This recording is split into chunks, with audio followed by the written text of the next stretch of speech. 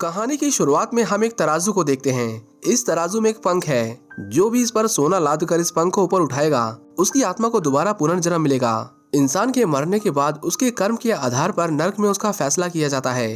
लेकिन ये ऐसी दुनिया है जहाँ पर भगवान इंसानों का फैसला इस आधार पर करते हैं कि उनके पास कितना सोना है। कुछ लोग सोना मेहनत करके कमाते हैं तो कुछ लोग चोरी करके। आज हम जिस लड़की की कहानी आपको बताने वाले हैं वो सोना चोरी करने वालों में से है। बैग की हाथ की सफाई देकर लोग दंग रह जाते हैं। कल उन्हें उनका नया राजा मिलने वाला है जिसके लिए बैग की गर्लफ्रेंड जाया कई दिनों से सुंदर दिखने की कोशिश कर रही है। बैग उसके लिए एक ड्रेस लाया है लेकिन ये भी उसने चोरी की थी। नए राजा के लिए बैग को कोई खुशी नहीं थी क्योंकि वो जानता था कि इससे उसकी जिंदगी नहीं बदलेगी। वहीं दूसरी तरफ उनका होने वाला राजा हॉरस, इजिप्ट का राजकुमार, लड़कियों के साथ अय्याशियां कर रहा था। हॉरस इस राजगद्दी का इकलौता दावेदार है इसलिए वो थोड़ा लापरवाह भी है। उसकी ताजपोशी के दिन इजिप्ट के सभी देवी देवता इकट्ठा होते हैं। बैग और जाया भी यहीं पर थे लेकिन आदत से मजबूर बैग यहाँ भी चोरी कर रहा था। जाया उसे कहती है कि कम से कम आज के दिन तो चोरी मत करो, जिसके बाद बैग मान जाता है। हॉरस के पिता ओराइसिस उसे ताज पहनाने ही वाले थे कि तभी वहाँ पर सेट आ जाता है। सेट ओसाइरिस का सगा भाई था। हॉरस को उम्मीद नहीं थी कि सेट उससे मिलने आएंगे लेकिन उनके आने से उसे बहुत खुशी थी। ओसाइरिस भी अपने भाई को गले लगाते हैं और उसका तहे दिल से स्वागत करते हैं। सेट अपने भतीजे हॉरस को राजा बनने की बधाई देता है और उसे एक शंख गिफ्ट करता है जिसे उसने मॉन्स्टर्स को मारकर हासिल किया था। हॉरस इंसानों को वो शंख दिखाता है और उन्हें कहता है कि ये तोहफा मेरे चाचा ने मुझे दिया है। लेकिन सेट के कहने पर हॉरस जैसे ही उस शंख को बजाता है हम देखते हैं कि सेट की आर्मी भीड़ को चीरते हुए उन्हें घेर लेती है। ओसाइरिस सेट से पूछता है कि ये तुम क्या कर रहे हो। दरअसल सेट बंजर रेगिस्तान का देवता था जहाँ उसे अकेलेपन की शक्ति और कड़वाहट दोनों मिली। सेट अपने भाई को लड़ाई के लिए चुनौती देता है और कहता है कि देखो तुमने 1000 सालों में यहाँ के लोगों को क्या बना दिया है। कोई भी बड़ा बनने का सपना नहीं देखता, सब सिर्फ तुम्हारी गुलामी करते हैं। ओसाइरिस अपने भाई का ये रूप देखकर हैरान था। इससे पहले वो कुछ समझ पाता सेट अपने भाई पर धोखे से हमला करके उसे मार डालता है। अपने पिता की धोखे से की गई हत्या का बदला लेने के लिए हॉरस सेट से लड़ पड़ता है। बैग भीड़ में खड़ा उन दोनों को देख रहा था और इजिप्ट का पूरा भविष्य इसी पर निर्भर करता है कि ये लड़ाई कौन जीतेगा। दोनों देवता अपना इंसानी रूप छोड़कर मॉन्स्टर्स का रूप ले लेते हैं लेकिन आखिर में सेट हॉरस को भी चालबाजी से हरा देता है। वो उसे मारने वाला था कि तभी प्यार की देवी हैथोर उसे हॉरस की जान बख्शने के लिए कहती हैं। सेट का उस पर दिल आ जाता है जिसके बाद वो हॉरस को छोड़ देता है। उसने हॉरस की आंखें नोच ली और खुद को मिस्र का नया राजा घोषित किया। इसके बाद सेट इंसानों में ऐलान करता है कि आज के बाद तुम्हें पुनर्जन्म में प्रवेश करने के लिए दौलत देनी होगी। ये सुनते ही इंसानों में डर फैल जाता है और भीड़ में बैग और जाया एक दूसरे से अलग हो जाते हैं। एक साल में ज्यादातर इंसान सेट के गुलाम बन गए और उन्हें पुनर्जन्म के लिए एक ढीला भर भी कमाने नहीं दिया गया। उस दिन के बाद बैग पत्थर ढोने वाला मजदूर बन गया। उसने अपना सब कुछ खो दिया था सिवाय चोरी करने की कला के। जाया उर्सू नाम के कारीगर की दासी बन गई। सेट के राजा बनते ही उनकी जिंदगी नरक बन गई थी लेकिन जाया को उम्मीद थी कि हॉरस फिर से लौटेगा और उन्हें बचाएगा। वो बैग को बताती है कि सेट लूटे हुए खजाने के साथ वापस आया है और आज कुछ देर के लिए सोने का तहखाना खुला रहेगा। वहीं पर हॉरस की आंखें रखी हैं। अगर तुम उसे किसी तरह चुरा लो तो हॉरस को उसकी शक्तियां वापस मिल जाएंगी। बैग उसके लिए जान भी देने को तैयार था इसलिए वो तहखाने का नक्शा लेकर सोने के ढेर में कूद जाता है। हॉरस की आंख तक पहुंचने के लिए उसे 3 पुल पार करने थे जो एक तरह का जाल था। अपने शातिर दिमाग का इस्तेमाल करते हुए बैग उन सभी पुलों को पार कर लेता है। बड़ी मुश्किल से उसे हॉरस की आंख तो मिल जाती है पर वो खुद को बिच्छुओं से घिरा हुआ पाता है। हॉरस की शक्तिशाली आंख की बदौलत बैग उनसे बच जाता है और वहां से बाहर निकल जाता है। लेकिन जब वो हॉरस की आंख जाया को देने जाता है तो उर्सू अपने सैनिकों के साथ उसका वहां पहले से इंतजार कर रहा था। वो बैग से चोरी किया हुआ सोना छीन लेता है और अपने सैनिकों को उसे भूखे भेड़ियों को खिलाने को कहता है। लेकिन बैग फिर से हॉरस की आंख थैले से बाहर निकाल कर उन्हें कुछ देर के लिए अंधा कर देता है और जाया को अपने साथ लेकर वहाँ से भाग निकलता है। वो दोनों बहुत दूर चले जाते हैं लेकिन तभी जाया को एक तीर जा लगता है और जाया शहर से बाहर निकलने से पहले ही मर जाती है। बैग के पास मदद की बस एक उम्मीद बची थी। वो मरती हुई जाया से उसे बचाने का वादा करता है और एक मंदिर में जाता है जहाँ पर हॉरस को कैद किया गया था। बैग हॉरस से उसकी आंख के बदले जाया की जान का सौदा करता है लेकिन हॉरस किसी इंसान से सौदा करने की हालत में नहीं था। वो बैग पर हमला करता है और उससे अपनी आंख छीनने की कोशिश करता है। बैग चालाक था इसलिए आखिर में हॉरस को उसकी बात माननी पड़ती है। वो जाया को अंदर लाता है और हॉरस को उसकी आंख वापस मिल जाती है। हॉरस प्रार्थना करके एक इजिप्शियन गॉड को जाया की आत्मा को पुनर्जन्म की दुनिया में ले जाने को कहता है ताकि वो दोबारा लौट सके। लेकिन उसे पता नहीं था कि सेट ने नियम बदल दिए थे। और जिसके पास सोना नहीं है वो पुनर्जन्म नहीं ले पाएगा। कोई मदद ना पाकर बेस हॉरस को नकारा देवता कहकर उस पर तंज कसता है, जो हॉरस को बिल्कुल पसंद नहीं आता। बातों ही बातों में हॉरस को पता चलता है कि सेट उस पिरामिड के बारे में जानता है जिसमें सेट की जान बसती है। बेक उसके काम का था, इसलिए वो उससे झूठ बोलता है। वो कहता है कि सिर्फ मिस्र का राजा ही तुम्हारी जाया को पुनर्जन्म की दुनिया से वापस ला सकता है, और अगर मैं फिर से राजा बन गया तो मैं तुम्हारे लिए ये काम जरूर करूंगा। बेक उसकी बात को सच मानकर उसकी मदद करने को तैयार हो जाता है। हॉरस उसे अपने साथ एक ऊंचे पहाड़ पर ले जाता है। सिर्फ एक आंख के साथ उसका अपने असली अवतार में वापस आना पॉसिबल नहीं था, इसलिए वो अपने दादा से शक्ति के लिए प्रार्थना करता है। उसकी प्रार्थना स्वीकार की जाती है और हॉरस बेक के साथ अपने दादा के पास जाता है, जो अंतरिक्ष में रहते थे। सूरज के देवता यानी हॉरस के दादा इस बात से बहुत खफा थे कि हॉरस ने एक मामूली इंसान को ये जगह दिखा दी, लेकिन हॉरस उन्हें सेट और उसके अत्याचारों के बारे में बताता है और उनसे उसे रोकने में मदद मांगता है। लेकिन उसके दादा उसे कहते हैं कि इस दुनिया में सेट से भी बड़ी मुसीबतें हैं जिनके बारे में मैंने तुम्हें कभी बताया नहीं। हमें पता चलता है कि वो नीचे अपने बेटों के साथ इसलिए नहीं रहते थे क्योंकि उन्हें हर रात अंधकार के राक्षस को पृथ्वी पर हमला करने से रोकना होता था। ये काम वो हजारों सालों से कर रहे थे और उन्हें मरते दम तक यही करना है। हॉरस के दादा उसे पवित्र तालाब से थोड़ा अमृत निकालने देते हैं, लेकिन वो उसकी आंखें नहीं लौटा सकते थे। उन्होंने पहले ही उसकी प्रार्थना स्वीकार करके उसे ऊपर आने दिया, आगे वो उसकी कोई मदद नहीं कर सकते थे। वहीं दूसरी तरफ सेट को पता चल जाता है कि हॉरस की आंख चोरी हो चुकी है और वो अपने गुलामों को उस चोर को ढूंढने के आदेश देता है। सेट की पिछली पत्नी ने उसके खिलाफ बगावत छेड़ दी थी, जिसके बाद सेट उसके पंख काटकर उसे मार डालता है। दूसरी ओर हॉरस जैसे ही पृथ्वी पर पहुंचता है, उसके दादा उसकी शक्तियां छीन लेते हैं। हॉरस बेक को पानी लाने के लिए कहता है, लेकिन बेक हुक्म मानने वालों में से नहीं था। वो पानी लाने से मना कर देता है, जिसके बाद हॉरस उसे उठाकर फेंक देता है और बेक को उसकी बात माननी पड़ती है। अपनी बेइज्जती का बदला लेने के लिए बेक उसके पानी में थूक देता है और उसे पानी देने जा ही रहा था कि तभी सेट के गुलाम उस पर हमला कर देते हैं। हॉरस उन लोगों से मुकाबला करता है, लेकिन अपनी दूसरी आंख के बिना वो कमजोर था। वो दोनों झरने में गिर जाते हैं, लेकिन चट्टान से टकराने से पहले ही हॉरस को होश आ जाता है और वे बाल बाल बचते हैं। सेट ने लगभग सभी लोगों पर कब्जा कर लिया था, अब सिर्फ मृत्यु लोक की बारी थी। लेकिन वहां जाने के लिए इंसान हो या भगवान, दोनों को मरना पड़ता है। सेट हैथोर से वहां जाने के लिए मदद मांगता है, क्योंकि सिर्फ वही थी जो मृत्यु लोक में बिना मरे जा सकी थी। लेकिन हैथोर उसे दोबारा ऐसा करने से मना कर देती है। मौत के द्वार पर जाने में बहुत जोखिम था। सेट जिद पर अड़ा हुआ था, जिसके बाद हैथोर को वहां से भागना पड़ा।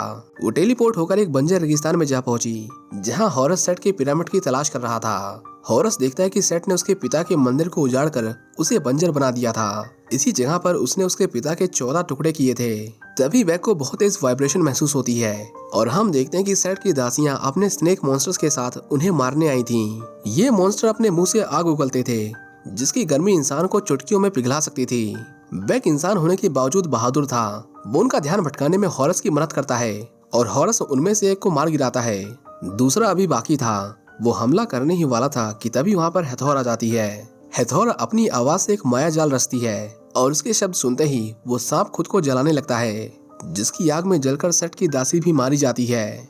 हॉरस हैथोर से बात नहीं करता, क्योंकि उसे लगता था कि वो बेवफा थी। वो आगे बढ़ जाता है और उसे वापस सेट के पास जाने को कहता है। सेट के पिरामिड तक पहुंचने के लिए उन्हें एक पहेली सुलझानी थी और इस पहेली का जवाब सिर्फ दुनिया का सबसे बुद्धिमान आदमी ही दे सकता था। हॉरस बुद्धि के देवता थॉथ के पास जाता है। वो उसे पहेली का जवाब देने के लिए साथ चलने को कहते हैं, लेकिन थॉथ दुनिया का सबसे बुद्धिमान शख्स भी वहां जाने से मना कर देता है, क्योंकि अगर उसका जवाब गलत होता तो जवाब देने वाला मारा जाता। बेक उसे कहता है कि ठीक है, मैं वहां जाऊंगा, लेकिन जवाब देने से पहले मैं उन्हें बताऊंगा कि बुद्धि का देवता भी उनकी पहेली का जवाब देने से डर गया। थॉथ के अंदर बुद्धि के साथ अहंकार भी कूट कूट कर भरा था और उसे बेक की बात चुभ जाती है।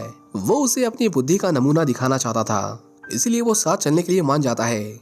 वहीं जब हैथोर को पता चलता है कि हॉरस ने बेक से जाया को मृत्यु लोक से वापस लाने का झूठा वादा किया है, तो वो उसे बेक को सच बोलने के लिए कहती है। लेकिन हॉरस को सिर्फ अपना बदला प्यारा था और अगर वो बेक को सच बता देगा तो वो उनकी कभी मदद नहीं करेगा।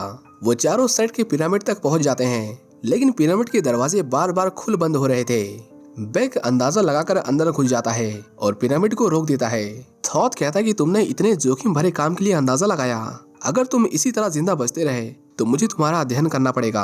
आगे जाने पर पिरामिड का पहरेदार अपनी पहेली पूछता है। वो कहता है कि मैं नहीं था, पर मैं हमेशा रहूंगा। किसी ने मुझे नहीं देखा और ना ही देखेगा, और हर जिंदा और सांस लेने वाले को मुझ पर भरोसा है। कौन हूँ मैं?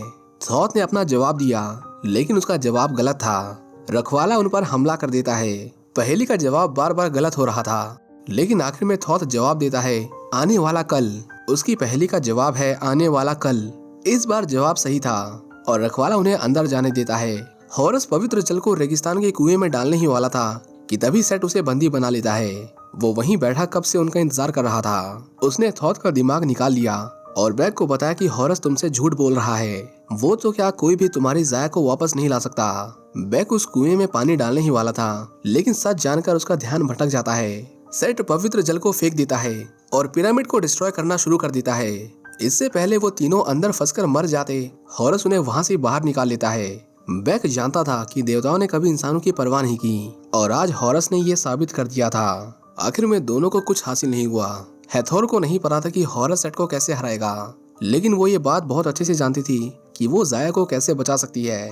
उसके पास एक ब्रेसलेट था जो इतना बेशकीमती था कि उसके वजन से मृत्यु लोक के तराजू झुक जाते। वो बैग को उसे देने को तैयार थी, बस एक शर्त पर कि वो हॉरस का साथ नहीं छोड़ेगा। लेकिन हॉरस उसे ऐसा करने से मना करता है क्योंकि वो ब्रेसलेट हैथोर को नर्क के राक्षसों से बचाता था।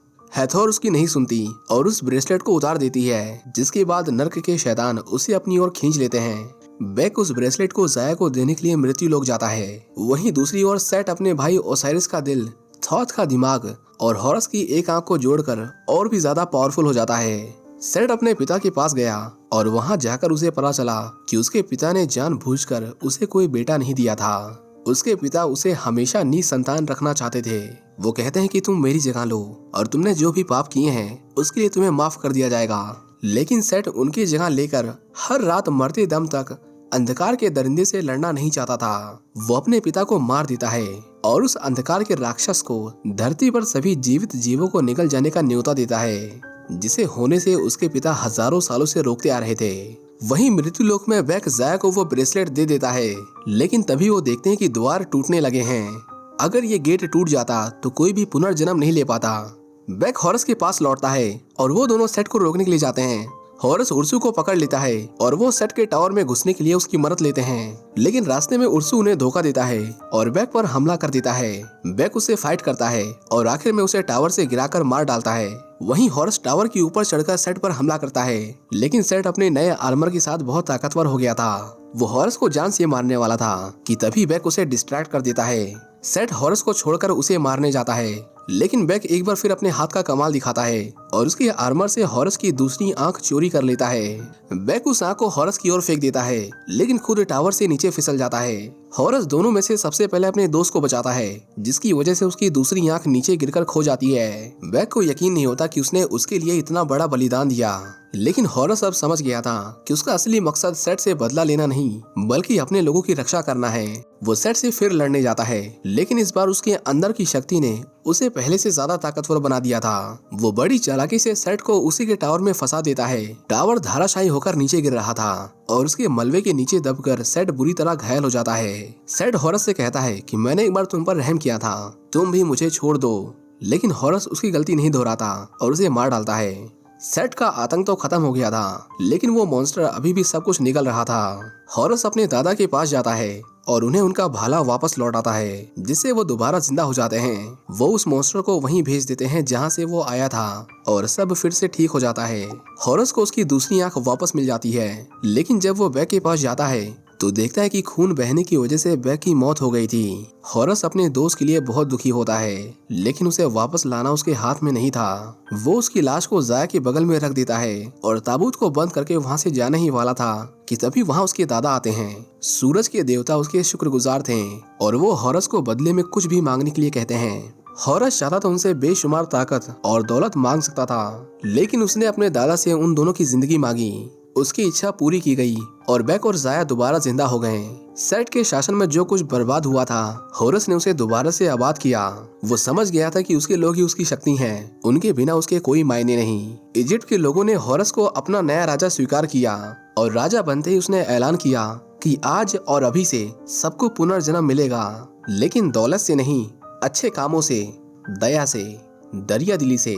जिंदगी में हम क्या करते हैं, कैसे करते हैं, आज से सिर्फ उसी की अहमियत होगी। राजा के इस फैसले से लोगों में खुशी की लहर आ जाती है और सभी ने उसे एक सच्चा राजा स्वीकार किया।